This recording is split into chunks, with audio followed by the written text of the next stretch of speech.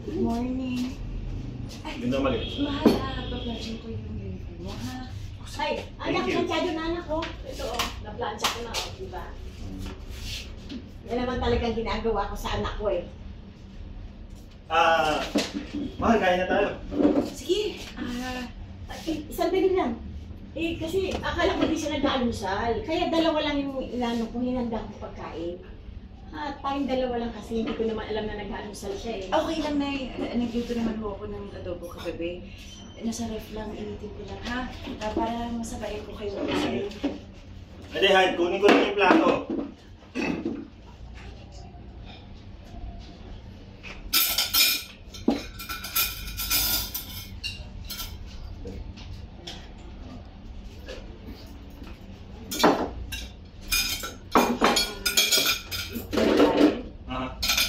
Nag-a-apply sana kami ni Mars na Mars.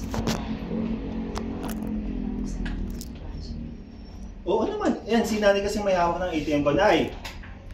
Budget mamaya para kay Erica. Nay! Higit ko sa buhok. Nay! Ano? Mamaya bigyan niyo ng pera si Erica, ha? Oh, ba't hindi mo kinakain ng luto ko? May bisita, oh, ayan. Hulog yung tinidor. Nay, ito na lang muna yung kakainin ko itong adobo nagmamantika kasi ito yung paborito ko eh. Kailan pa? Ha? Kailan mo pa rin paborito yung adobo na tuyok na yan? Kailan pa?